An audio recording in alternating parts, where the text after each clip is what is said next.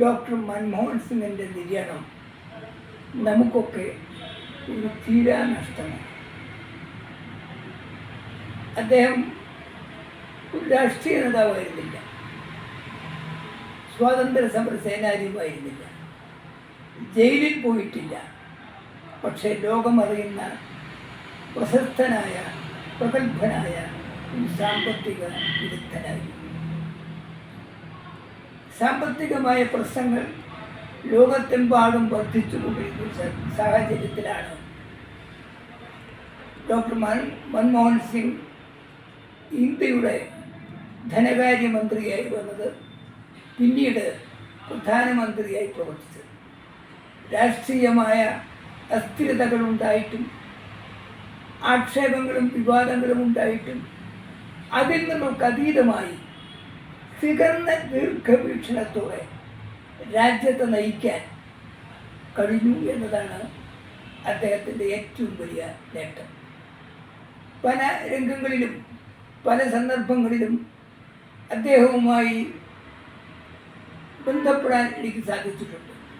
പക്ഷേ എൻ്റെ ഓർമ്മയിൽ ഏറ്റവും പച്ചപ്പിടിച്ച് നിൽക്കുന്ന ഒരു ഓർമ്മ, അദ്ദേഹം കേരള നിയമസഭയുടെ അങ്കണത്തിൽ മഹാത്മാഗാന്ധിജിയുടെയും പണ്ഡിറ്റ് ജവഹർലാൽ നെഹ്റുവിൻ്റെയും ഡോക്ടർ അംബേദ്കറുടെയും പ്രതിമകൾ അനാച്ഛാദനം ചെയ്യാൻ വന്ന സന്ദർഭമാണ്.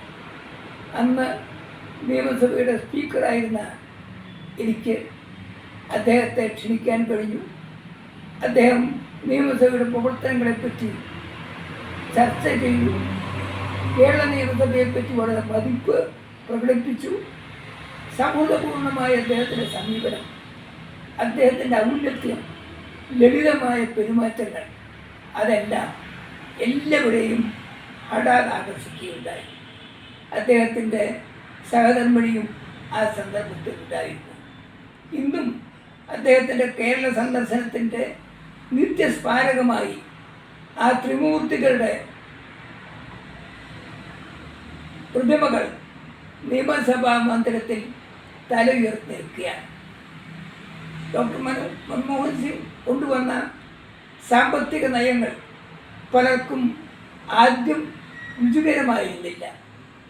ആദ്യം ചവർക്കും പിന്നെ മധുരിക്കും എന്ന് പറഞ്ഞതുപോലെ ഇന്നത്തെ ഈ കാലഘട്ടത്തിൽ നാം അനുഭവിക്കുന്ന സാമ്പത്തികമായ കെട്ടുറപ്പും അതിൻ്റെ ഗുണാനുഭവങ്ങൾക്കുമൊക്കെ കാരണക്കാരൻ ഡോക്ടർ മൻമോഹൻ സിംഗ് ആയിരുന്നു എന്ന് ചരിത്രം രേഖപ്പെടുത്തുകയാണ്.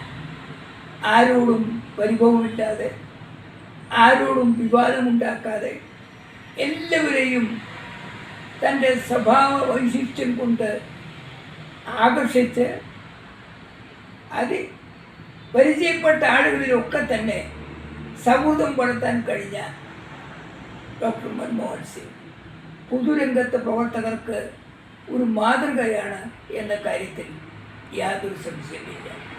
ഇന്ത്യയുടെ ഒരു പ്രത്യേക കാലഘട്ടത്തിൽ രക്ഷകനായി വന്ന ഡോക്ടർ മൻമോഹൻ സിംഗിൻ്റെ ദീപ്തമായ സ്മരണയ്ക്ക് മുമ്പിൽ ഞാൻ ആദരാഞ്ജലികൾ അർപ്പിക്കട്ടെ.